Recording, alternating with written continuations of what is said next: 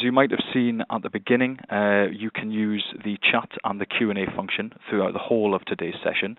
So if you do have a question for Anthony, please just type it into the Q&A box, which you should be able to see just here on your screen.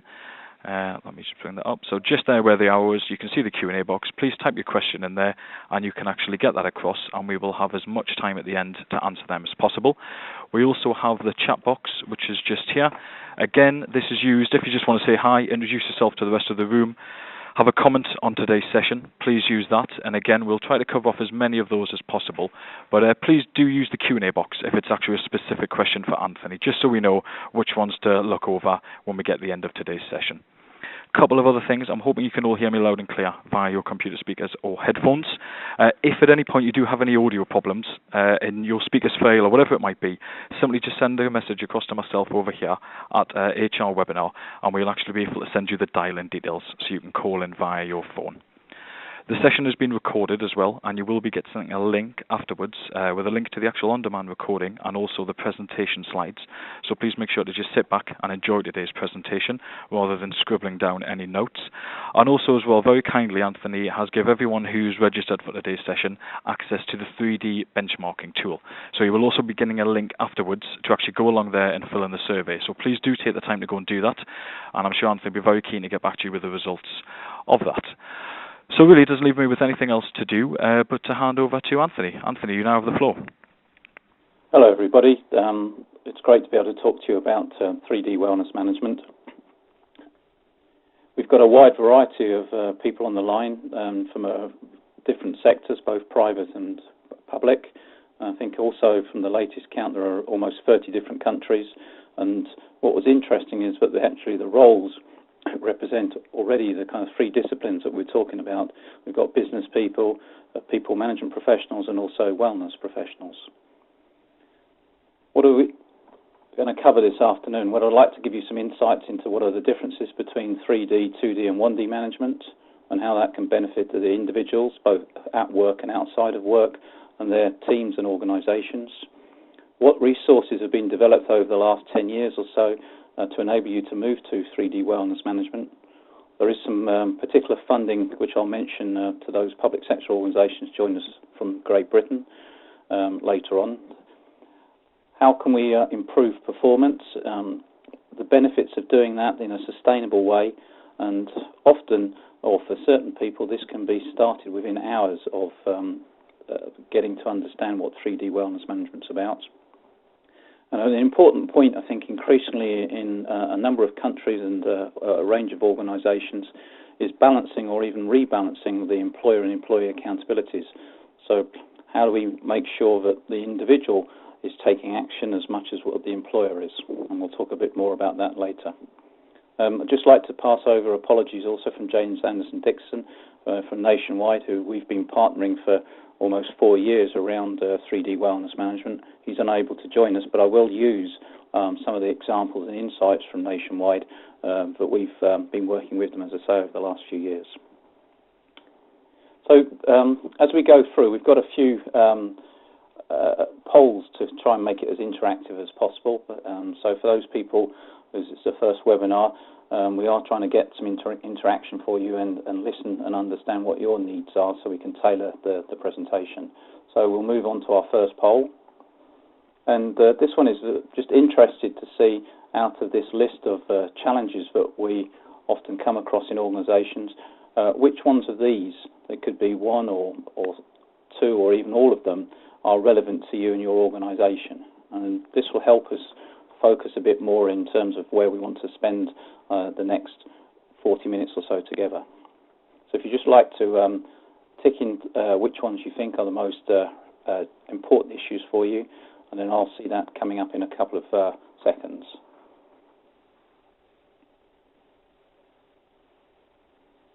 So we're just, James is just crunching the output. Thanks, Anthony. 7 seconds and we'll have the results to display. And as you can see that there is the costs of some of these things. I think a lot of people around wellness, for example, focused on absence originally, but There's much more now about getting more out of people, doing more with less, and the focus is moving to the majority of people, because many people don't have many days of absence, don't even have many days of presenteeism, which we'll cover later. So how can you motivate and engage the vast majority of people? And that's one of the topics that we will be talking more about. So the results of the polls of today for people coming on, interestingly, the number one is presenteeism, so we'll an engagement around 67%, 57% for absence, and but in fact all the topics are on people's agendas. But we will focus then and talk more about some of the insights we get around absence levels and presenteeism and engagement as we go through. So thanks a lot for that. So what is the solution to many of these issues? Well, I think certainly it's not another initiative. People are probably initiative burnt out. There's too many things happening and not enough focus. And I think that's not only in terms of line managers, but also the support professionals, be it in quality management, Six Sigma, business improvement, process reengineering, as well as kind of HR and even wellness or occupational health. We see that there's a chance to move to the step change in management thinking and move to the next generation of running an organisation, which is around 3D wellness management. So what exactly is 3D wellness management? Well, typically in many organisations, and Nationwide was one of those, is that you have the well-managed and well-organisations, so two disciplines. So how do you invest in the people and deliver organisational success? And organisational quality can be done through techniques like process engineering, quality management, and other methods of management. The third discipline in 3D wellness management is adding the health of people, so how well people are, and to create the kind of sweet spot of organisational success, whatever that is for an organisation. So we have here manufacturing organisations, for example, which could be the quality and cost of production, through to local authorities or public sector, where it's about delivering quality citizen services at an affordable cost within very tight budget deadlines or increasingly tight budget deadlines, say to retailers who have got to deliver outstanding customer service at the moments of truth. The goals of wellness management are about sustaining high performance for the individual, both at work and outside of work, and offering an even greater enjoyment of life. That often in certain countries is referred to as a greater quality of life. And the principles are about balancing employee and employee responsibilities. As I've mentioned, this is one of the key aspects. I think in many organisations that there's been in the last 10 years, most of our clients from managing directors, chief executives downwards would say that the balance is shifted towards the employer, and increasing use of engagement surveys, satisfaction surveys, the duty of care in countries like, for example, in Denmark or in the UK, just to name two, where the employer has to interview people or provide stress surveys, enables people to give their opinion and sit back and say, well, what are you going to do as the employer? And for the employee to take very little action themselves or ownership. And you'll see through the processes that we've developed that it's about providing and enabling the individual an opportunity to take action in a positive and proactive way, then to generate employee-led data which the employer can look at and then optimise their actions. The power of the three-disciplined approach I'll illustrate, for example, in an organisation like a customer contact centre, under the well-managed side, you've got to work out how many people do you require to people schedule, for example, over the forthcoming week. And if you get that wrong in terms of having too many people, then it's not cost effective for the organisation. And if it's a private sector organisation, for example, it could be making a loss. If you get too few people, how does that mean in terms of the stress or for people able to cope within that area? In terms of developing the schedule, you may have a software system. This is an example. I was working with a client last week in a contact centre, but the people themselves know very much about the trends and what happens in their organisation. So how do they get involved? What's their locus of control around their work? And do they feel physically and mentally that they're part of the organisation? And we'll see later that locus of control at work, personal work control, is one of the biggest predictors of absence. So depending on how the scheduling system is done, that can impact negatively, positively on people. And obviously how well people are, for example, say at 3 o'clock in the afternoon, if people are being dehydrated or they've got issues outside of work and cannot focus, then what does that do for the quality of the service that they're delivering? So it's not just about investing more in the wellness of people as the third discipline, it's understanding and managing the interrelations. And that's how we help managers move from a 1D to a 2D to a 3D way of thinking. And that leads to smarter decisions, both capital expenditure, for example, on if they're going to build a new retail store or a new school or a new police station, how can they get the best from that, through to small operational decisions like using business process re-engineering in tandem with the occupational health or wellness professionals as well as HR professionals to get the best out of process re-engineering. So the business case of wellness management is summed up here, and there's 3 different perspectives of that. You've got the internal, so from an employer point of view, reduced accidents, improved attendance, through to employer brand. What's in it for the individual? Well, they're very interested from a quality of life and performance point of view, so having less risk of accidents, better attendance, being more motivated, engaged and feeling energised. Obviously that's a win-win for everybody. Becoming a brand ambassador, so being one of the top performers in the organisation, the rewards and recognitions that goes along with that. And then self-fulfilment in life and a longer and more active lifespan. Then externally for customer service organisations, and this applies both to public and private sector, we've seen increasingly, but the brand of the organisation, both for, say, a local authority as much as a manufacturing or a telecommunications company, is formed by the people. So there's lots of payoffs there. How did wellness management come about for myself? Well, I was working for Nike Europe back well over in 1999, and the challenge was to set up a Nike Town in Berlin to actually create a benchmark worldwide in sports retailing. But that's not very easy in Germany, which is the graveyard of US, UK retailers. I was fortunate that in terms of, well, I knew the German culture very well, having lived and worked in many countries in Europe, and I also had the experience of developing high-performance culture very successfully in a destination retailer, using the well-organised and well-managed disciplines. And then we had the Nike brand. And through that, we were able to attract people whose personal wellness management capabilities were outstanding. And so when you added the wellness of people, their ability to mentally and physically to be really high-energy people to the high-performance culture, it led to outstanding brand service ratings from day one onwards, much greater than even the millions that have been spent on the building and all the other aspects of the proposition. It's been sustainable, so I went back to the reunion with my son actually last year in Berlin, and over 40% of the original staff were still employed in the store, and even those which are left, many were still within the Nike family worldwide. And the reputation of Nike Town Berlin as a true destination store has grown over those years.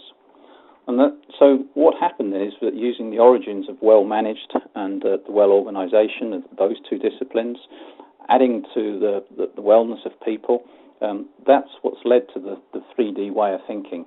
And in the last 10 years or so, the challenge has been what are the tools and resources available, particularly in the well people side, but also how do you create an interrelated three-disciplined approach to enable managers and organisations to adopt this way of life.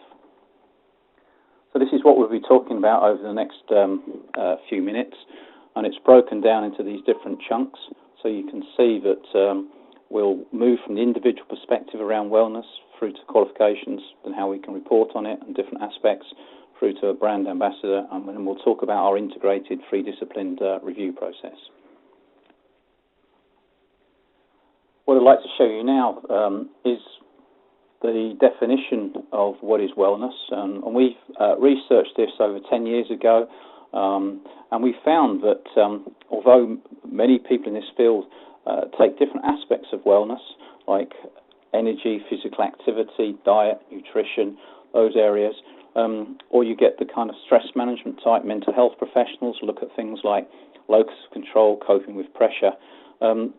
There's very rarely kind of one holistic approach which looks at life at work and outside of work. And I think you'll all agree that the wellness of an individual and yourself is determined about what's happening at work.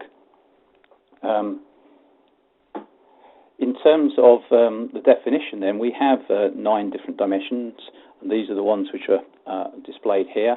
So we're looking at people's perception of, for example, of pace of life, through to how they cope with pressure, to their attitudes to exercise, in terms of wellness behaviours, through to satisfaction of lifestyle, with things like their job, their family, their financial situation, and then different types of stressors, including financial, for example.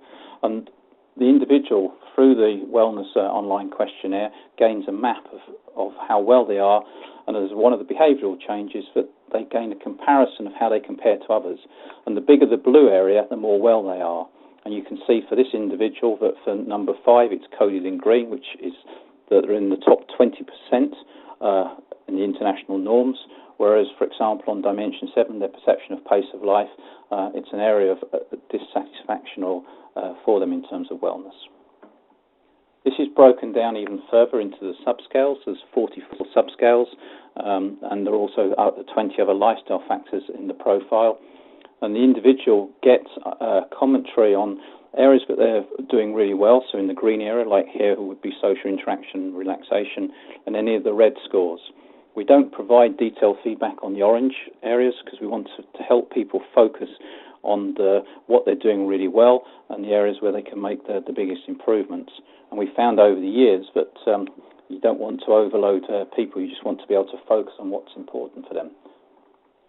So what can they do to improve their personal wellness? Well, we have a whole range of international proven wellness development activities, and these are selected based on the subscale scores of the individual and listed in order of most potential benefit, and there's over 500,000 combinations of these.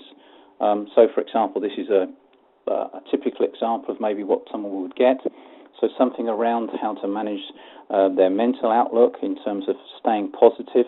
For example, we've seen this technique, people have used it at work, but even outside of work. So I can think of one individual who failed their driving test a number of times, and they knew how to drive, but they just couldn't take the pressure of the instructor being in the car.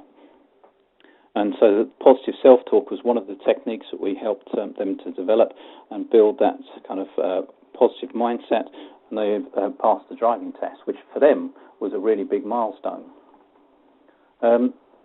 Also through the profiling, not only are the individual activities highly personalised, how people learn is also they have the choice through skill sheets, through mini e-learning modules. They can even create in the new generation of their personal wellness accounts their own podcasts, for example, and store things on notes, for example, on the nutritional awareness, or create some kind of routine around progressive muscular relaxation.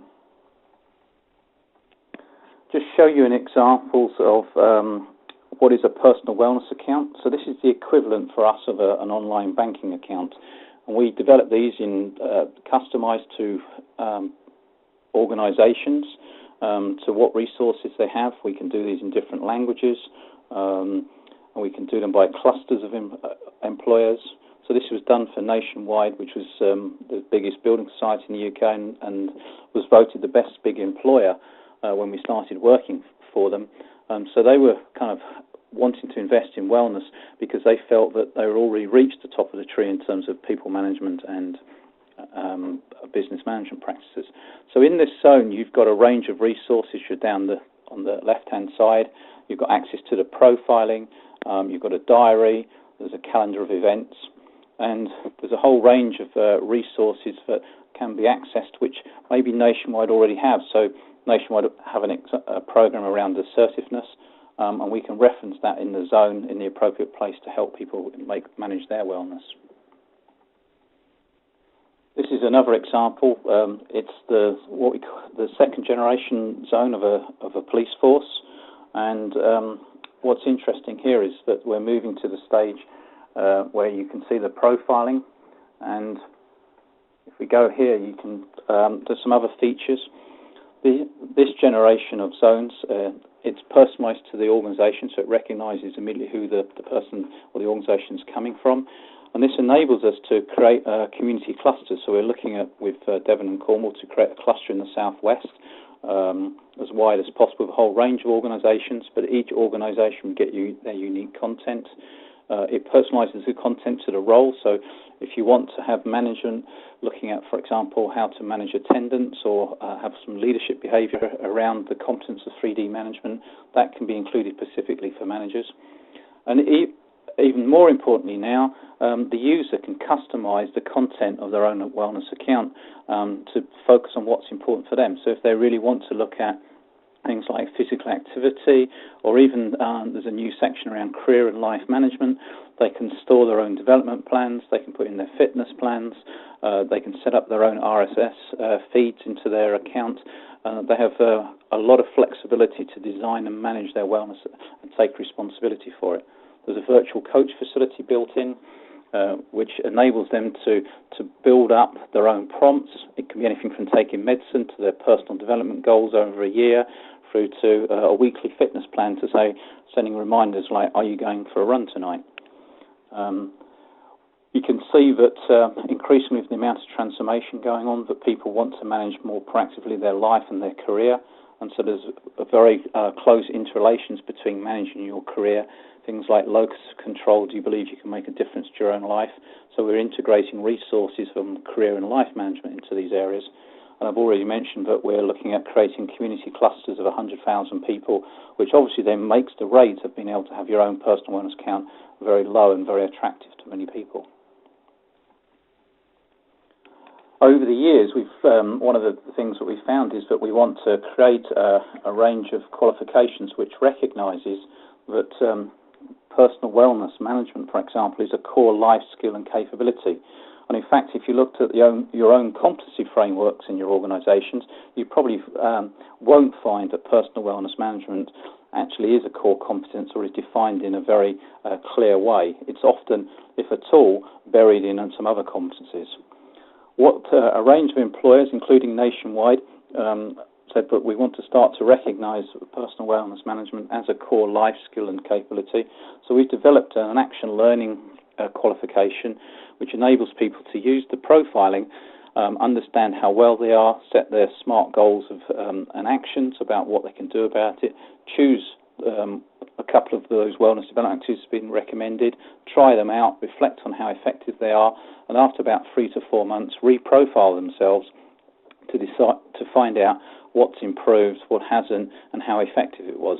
And by documenting that in a fairly simple way, then they can submit that if they want to an external wellness tutor, have it assessed with a small online exam, and then gain a nationally recognised vocational qualification.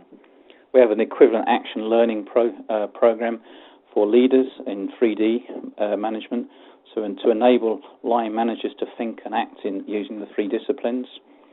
And then as part of the sustainability part, organisations said, look, we can't afford to have external people coming in all the time. How do we create our own network of wellness professionals? And we've developed qualifications aimed at people, often part-time people, to become accredited as wellness champions, personal wellness reviewers, wellness coach, wellness tutor. So, for example, a personal wellness reviewer is someone who can sit down with somebody on a one-to-one basis and help them get the best out of their profile, understand what it says and gets them to action mode. A wellness coach is somebody who's more skilled in behavioural change. For example, that qualification is internationally recognised as CPD by the International Coaching Federation. Nationwide, we're the first organisation in the UK to develop their own internal network of accredited personal wellness coaches. And in fact, each of their top directors has assigned to them an elite wellness coach from Welcome. So we're going to move into management information, and so we'd just like to ask you a quick poll. If you look at the information on people management, so HR versus say business information that a marketing director would have or a finance director, And then you compare it to what information does a line manager have or a chief executive of the board have around the wellness of people. And so how would you rate the quality of information around the wellness of people in relation to those other disciplines? Is it below those disciplines in terms of insights and scope, or is it, for example, well above or on par? So we'd just like to get a view to see what you feel in your organisation is about the quality of information relating to the wellness of people. James is just going to keep an eye on this and then feed back the results. And then what we're going to show you is what we believe is a set of management information which actually will be at least equal to, if not above, any of the other information being produced by other disciplines. From the poll, what's very clear, and this is in keeping with other international polls that we've run, is that 48% of people report below standard and 14% say it's well below. So if you add those up, then you're talking about 62% of people saying it's below the standard or well below compared to other functions. And that's what we saw 10 years ago. We recognised that the information being produced by occupational health people, etc., was not in keeping with the rest of business transformation. So what can we do about this? What have we done in the last 10 years or so? I'm going to show you in the next 10 minutes or so some of the kind of reports that are available. This is a helicopter view of the kinds of information which we produce. For example, upgraded stress reports. I mentioned, for example, if you take the UK, there's the health and safety stress reports. For example, in Denmark, they do a work stress report. And that's a survey of people, asking them about how stressed they are. And as I said, that's really then allowing the individual to sit back and say, well, what are you going to do about it? But even worse, for many employers now, there is no option to tone down or reduce the amount of transformation coming down the line. If you look at any public sector organisation around the world, there's going to be massive change. Yesterday on the news, Cuba is going to make hundreds of thousands of people in the public sector redundant. There's no option. So people are going to have to be able to cope with massive change. So these stress surveys are only focusing on what the employer is doing to people rather than what are the individuals doing for themselves. It's becoming outdated and really inappropriate for the challenge that they're faced with. We have a range of information which we'll run through, so things around like how engaged people are, how does the wellness of people improve with engagement, or how is it related to engagement, linked to productivity. If you look at health risk assessments from the data we collect, and when I mean data, this is all driven by the individual profiling. So what's unique about this is that the individual, as you can see from what we've talked about earlier, is getting their own personal wellness profile, gaining their personalised advice and action and resources to do something. And what we're doing is mining that data in a very sophisticated way, but anonymously, to collect these reports. So let's have a look at a couple of these reports, shall we? This is one example. It can be drawn from a team wellness report. For 8 people we can run this, or it can be run for an organisational unit. This report's been run for about 260 people in a contact centre, and we're looking here at the physical energy levels of people.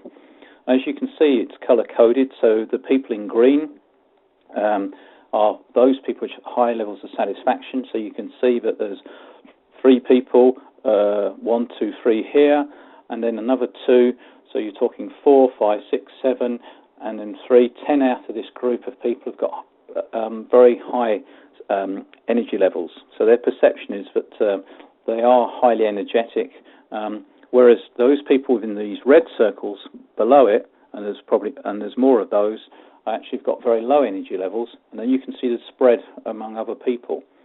And so what's the mauve dot here, where the 3 is, their actual norm for the group. And this is using the same scales as in the individual profile, so 3 is the average, and then and anything below 1.8, for example, is below the norm. So this group is actually pretty much average, but you can see that what would be the benefits of moving this group towards the right. not just the people in red, and these may be people, as we'll see, who could be absent or whatever, but about the majority of people who are saying that their energy levels aren't really outstanding and isn't the basis for sustaining high levels of performance at work, but equally outside of work. So the downside for these people could be when they get home, they feel exhausted, don't have enough energy to play with their children or do other pastimes or learn foreign languages. These are all kinds of examples we've come across over the years, and want to be energized, want to enjoy life more. So it's a win-win for people.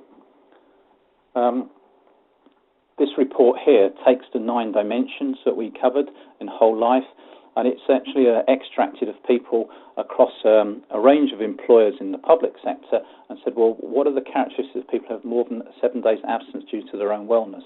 And you can see with the blue line, where across the line at 3 would be the norm, but for 8 out of 9 dimensions, these wellness aspects for this group of people is significantly below the norm, and that in satisfaction with lifestyle, coping with pressure, pace of life, managing personal health, dimension 4 and dimension 8, there's nobody in this group who is scoring in the green area in the top 20%. What this shows is that there are significant differences around personal wellness capabilities between people with high absence and low absences, and that it's not just one attribute which actually drives people in terms of absence management. And so, for example, attendance management systems, a bit like the doctor, just talk about an individual symptom of a person rather than enabling the person to map the whole wellness, are going to be less effective. And also, that if you don't recognise that personal wellness management is a core capability or competence, then it's unlikely that people are going to spend any time and effort improving it, and so how are you going to sustain improvements in attendance? To look at it further, it's not just an absence issue. If you look at those people, and this is our performance and productivity index, over here on the left is the performance and productivity overall index, and then it's broken down into different attributes. Some of them are driven by the employer, so the scheduling systems and work patterns and the performance culture, and others are directly related to individual capabilities like the ability to manage change, get things right first time, or prioritise. Those people with 100% attendance, everything's above the norm and above the index, and those with absences, again, of more than 7 days, everything's below the index. And so the cost of people having different wellness habits is tremendous, not just in terms of absence, but in terms of productivity and service.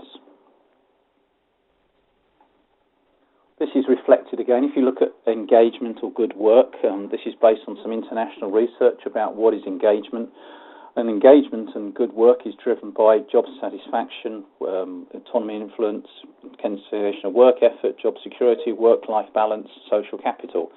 So we create an overall index, and you can see again that in the yellow box, the overall quality index for people with absence of more than 7 days is again below the norm, and by and large nearly everything is at or below the norm on all aspects of engagement for people with high absences.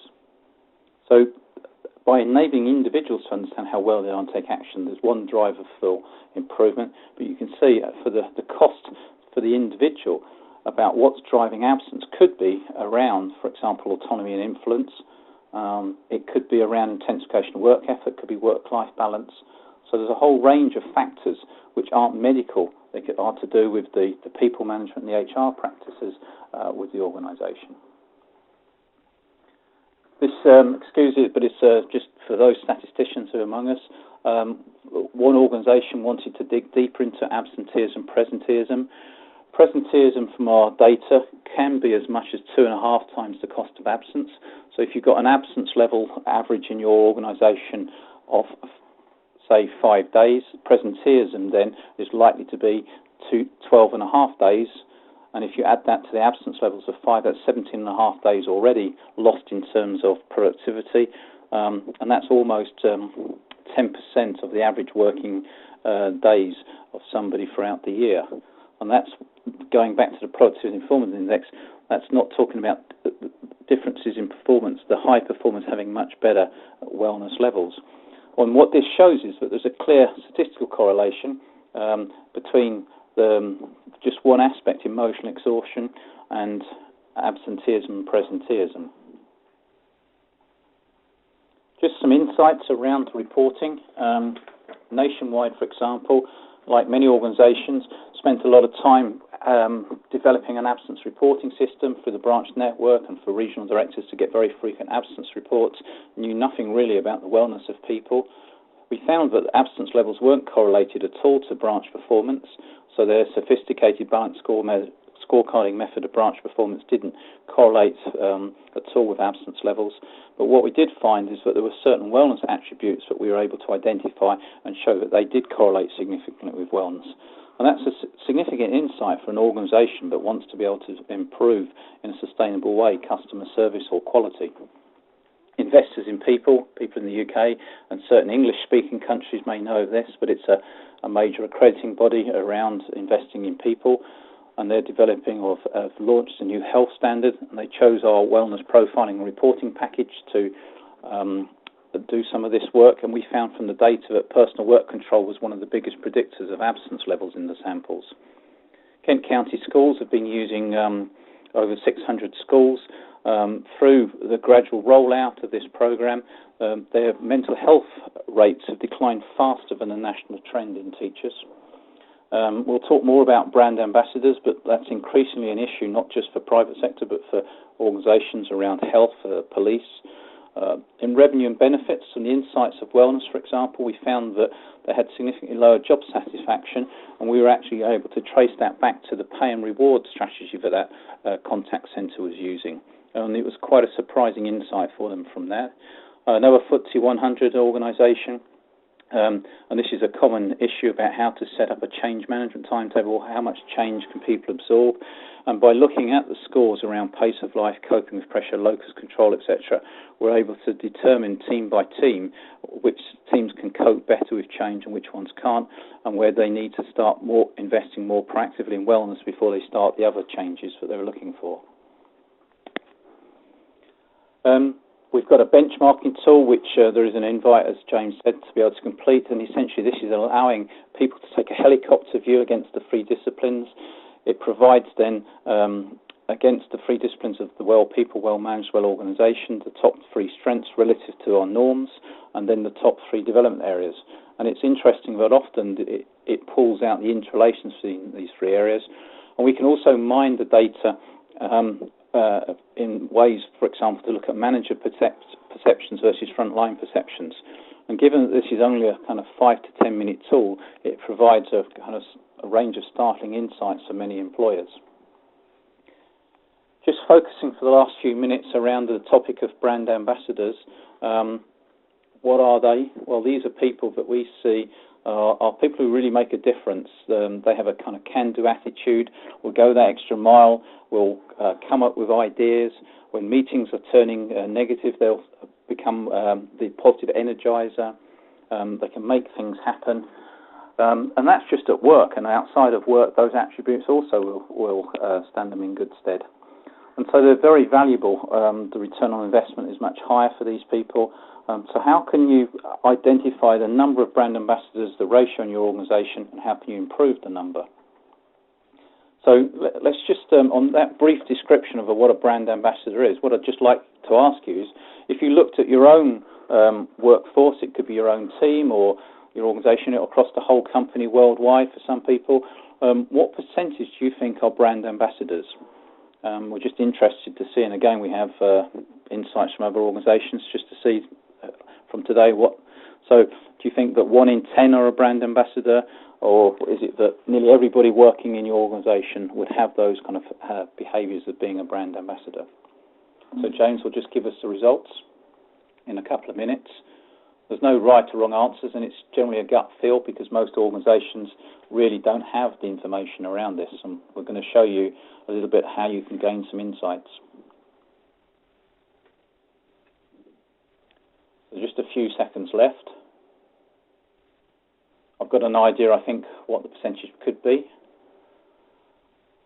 It's interesting. I'll start off with the really good news. 8% of people on today say that over 71% of working for their workforce is a brand ambassador. 1 in 4 say only below 10%. 38%, 11 to 30%. And 21%, for example, less than half. So if you added that up, you've got 38 and 1, so 59, and 59% are in the middle, plus another 25%. So we're looking around 84% or so who are saying that it's below half the people. So that offers a tremendous opportunity for improvement. The Brand Ambassador Index, and again this is all driven from the wellness profiling data that we collect. Our norms are around these things, so it's pretty much representative. We said 16% from this sample, and around 14% is in our norms. And so we're able to identify in each of these three categories how many are what we call brand ambassadors.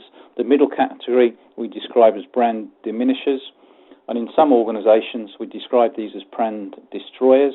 It's pretty upfront, but it's a reality that the people in the red area are displaying behaviours which destroy the brand and give you a very low return on investment.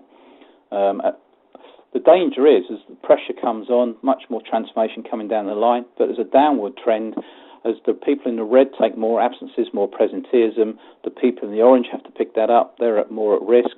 The people in the green are always the go-to people, and they get burnt out because every time there's more change or people want something done, they get asked.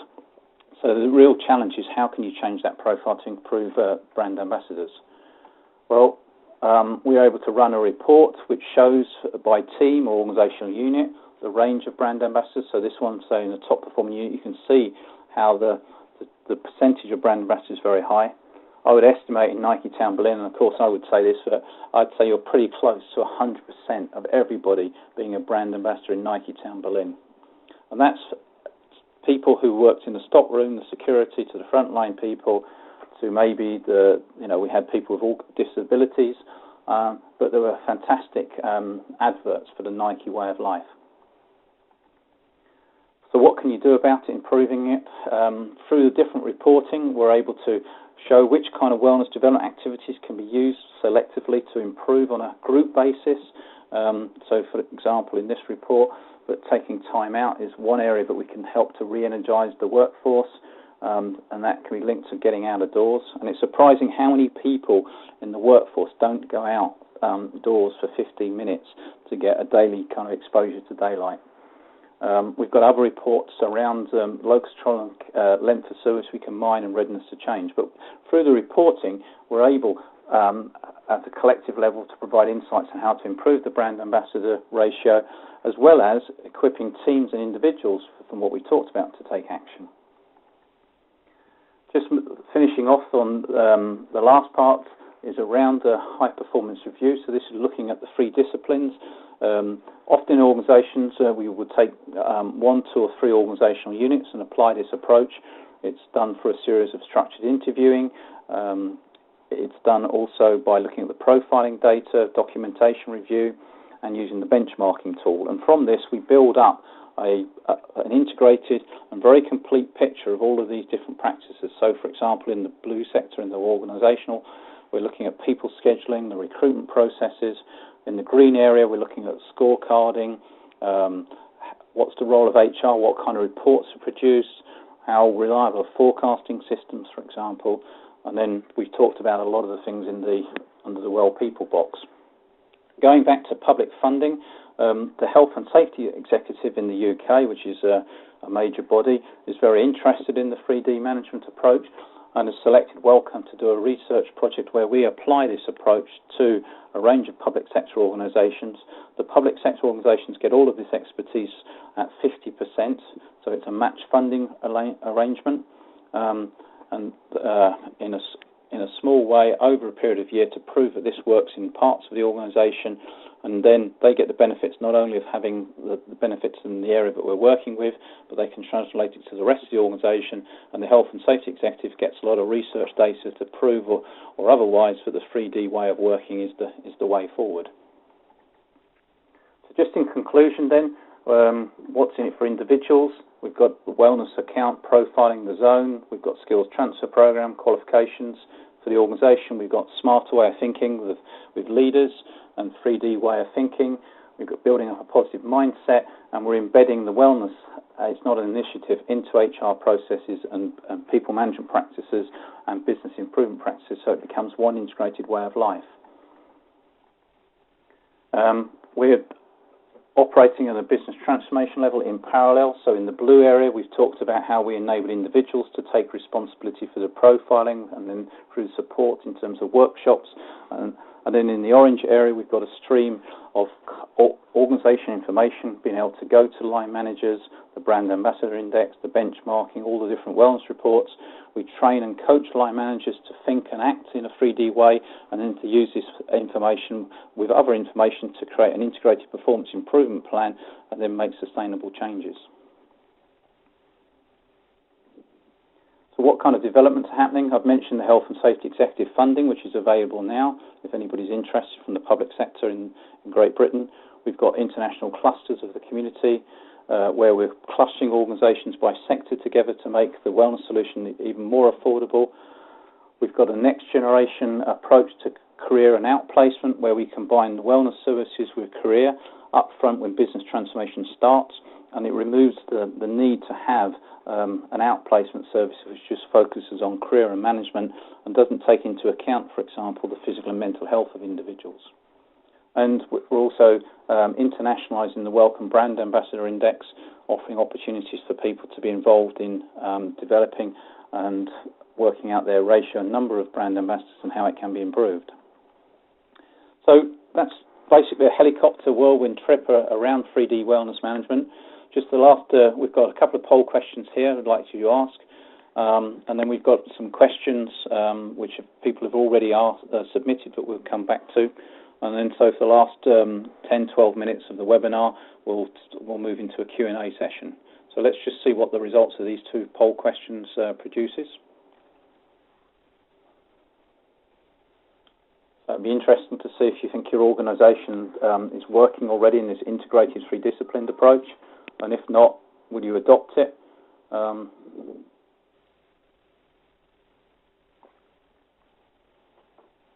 And it'll be interesting to understand more within the limitations of the webinar for those people why they would adopt it and those people why they wouldn't.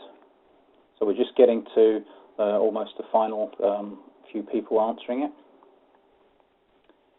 So is there wellness management? 15% said yes. No is 85%. Of the no's, we've got 55% said yes, they would see that their organisation would adopt it, and we've got 20% who would say no. So we've got a majority vote, well over 20, so 55% saying yes and 20% saying no. It'd be interesting to try to explore a little bit more about those figures. We've got some questions which we're going to come back to very briefly, just briefly. So these are the questions which have been submitted already, which we've clustered into kind of themes from people. So thanks for those. So we'll come back. We've got the invitation which will go out with the benchmarking.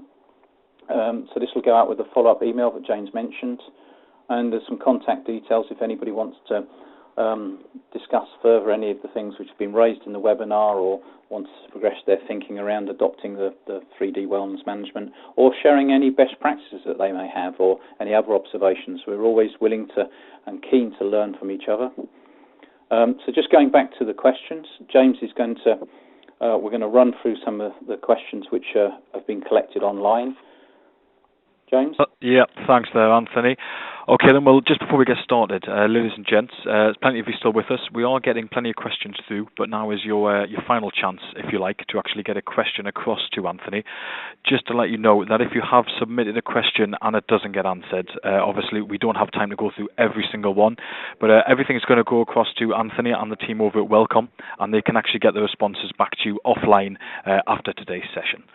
Okay then, Anthony, so just to go through some of the cluster questions that we've had in. How to convince my top management of business case to invest in wellness? Well, I think in my experience, as we said, is that top management, when they're meeting as a board, will have all kinds of reports on their desk from finance, from marketing, from logistics, talking about in-stock availability, how well their customers are responding to advertising campaigns.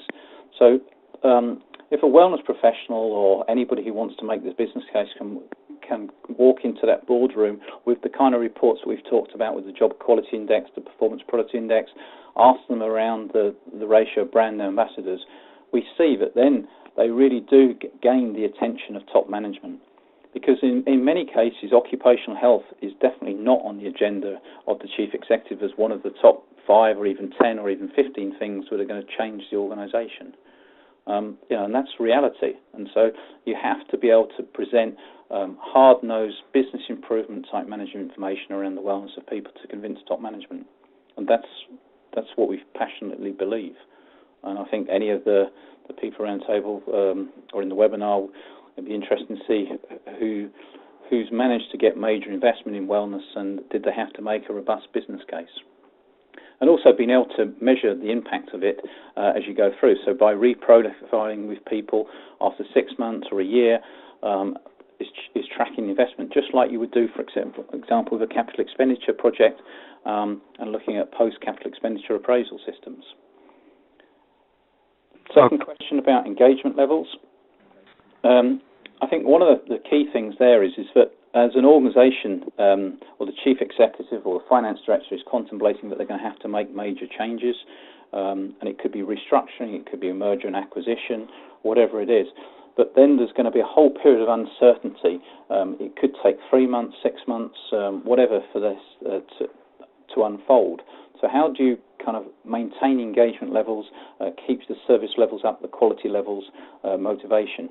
And I think, one, if the employer sends out a signal that they do recognise that there is going to be a huge period of uncertainty and they do care for people and see people as human beings, that investing up front in a proactive kind of wellness approach, that's key because it sends a core message. By enabling individuals to develop their own capabilities around being able to manage change. So developing some of the techniques we've talked about, things like positive self-talk, thought stopping, positive self-imagery, being able to recharge physically and mentally, both short-term and longer term. These are all key things which will help people get through the change better. If they have to leave the organisation, they're better equipped to go along to interviews because they feel more positive about the process. They feel better able to make informed life choices. If they're staying in the organisation, they can cope better with new challenges, doing more with less, having to learn more things because they're well. And even things like survivor guilt, they're going to cope much better with. The third question is around improving day-to-day performance. I think you can see, for example, having a holistic approach to attendance, so everybody who's off work due to personal wellness is having an opportunity to explore holistically what are the interrelations for themselves on a private and confidential basis. But then also the people at work, is the fact that how can you help people become more energised and more positive. And in a team, for example, running a team wellness event, by getting a team to look at their own scores and seeing about, for example, how positive they are or how pessimistic they are, how they approach change, can lead to a team collective to say, we want to have team meetings and we want to conduct our team way of life, our culture to become much more positive. So not only at an individual level, but collectively as a team, they're actually then making a commitment to learn more positive mind management processes and support each other. And they can reprofile themselves as a team. But simple things like hydration can make a huge impact. They're on the wellness side. On the leadership side, we've seen, for example, in contact centre, for example, when a leader's coming down the aisle with a piece of paper in front of their hand, the person behind the desk knows that they've done something wrong, because the only time they see a leader is when they've done something wrong. So the whole culture is all about catching things when people are doing things wrong, as opposed to reward and recognition. So there's those kind of behaviours which don't cost a lot.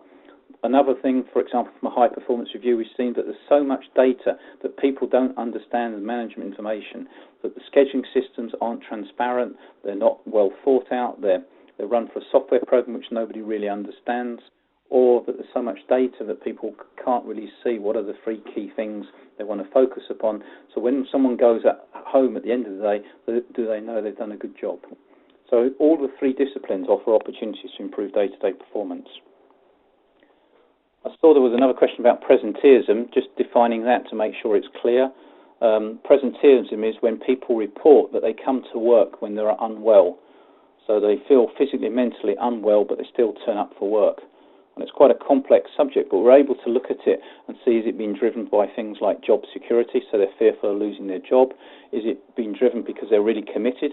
Because in, say, smaller teams, they high social capital scores, they don't want to let their team members down. So there's very different drivers for presenteeism, as opposed to often for absenteeism. Hi there, Anthony. We've had quite a few questions that are actually coming in from the audience live. So are you happy for me to rattle through some of these? Yeah. Great. We've just had one come in here from Claire.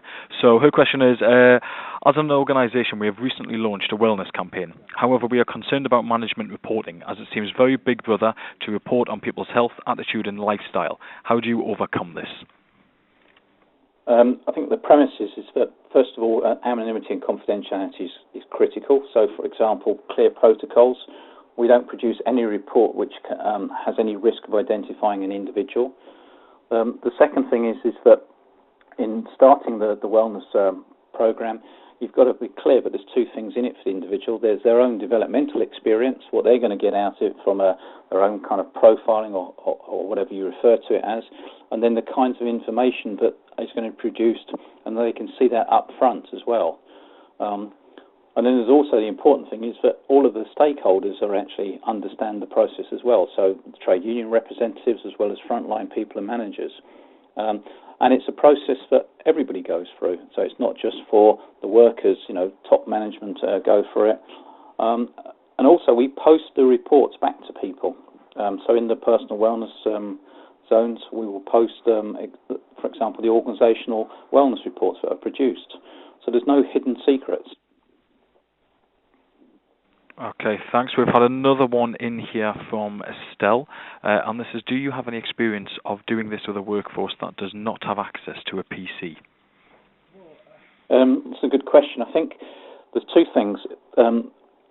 We actually have a program now which develops IT literacy and wellness together.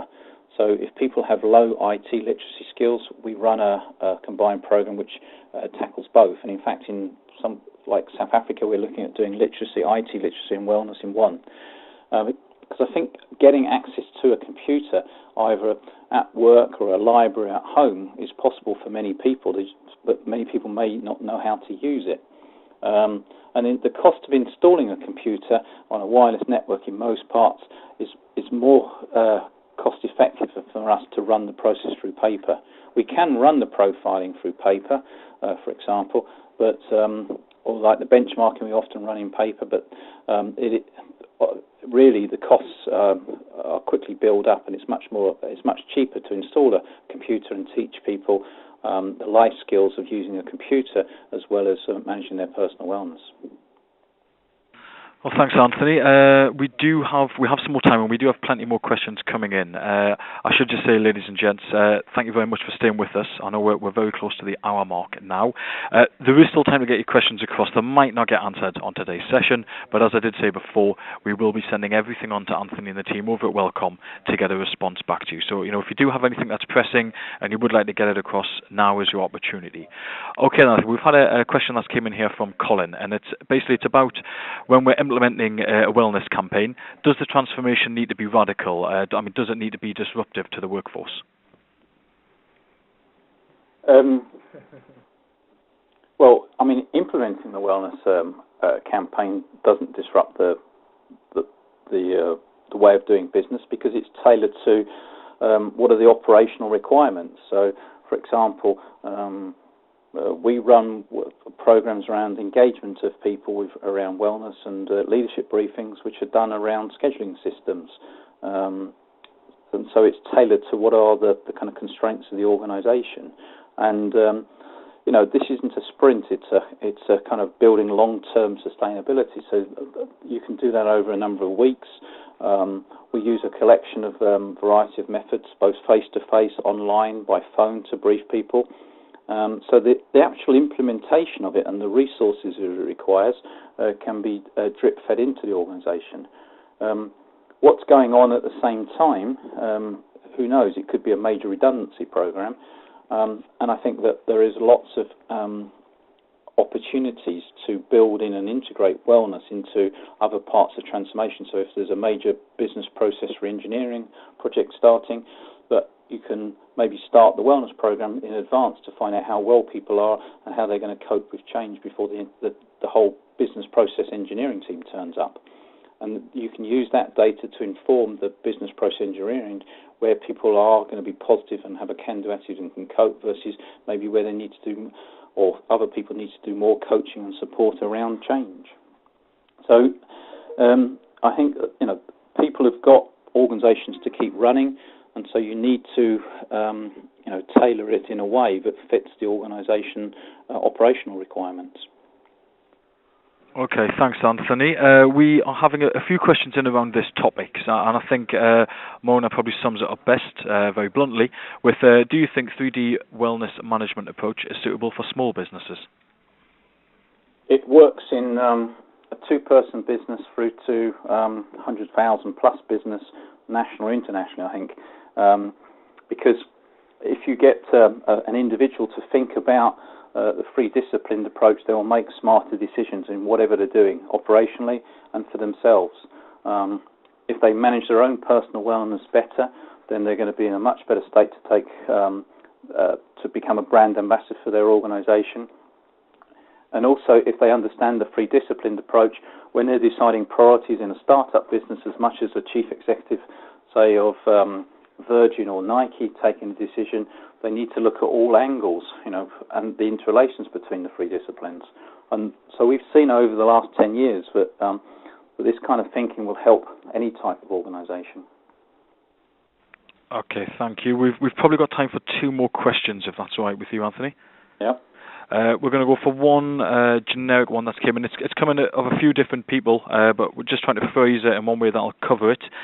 A lot of people are saying that they like the idea and that it seems to be something that they're going to implement, but how are they going to get their managers or the managers of an organisation to self-assess their own learning needs? Well, I think there's a couple of things. We have what we is a core kind of leadership competency or capability, and for leaders, it's around about how well are they, how they manage their own personal wellness, how they can motivate and engage others through business transformation, and then what's their understanding, their capabilities and evidence that they can use the 3D way of thinking as opposed to 2D or 1D.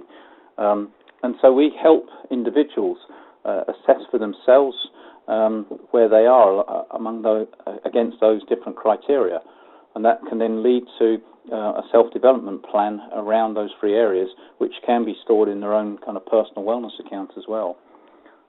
And I think the appeal to individuals is this isn't just a work proposition, it's also a life proposition, because in those three behaviours can also help people in life in general, and that's why we get very high levels of motivation and take-up and engagement in this kind of approach.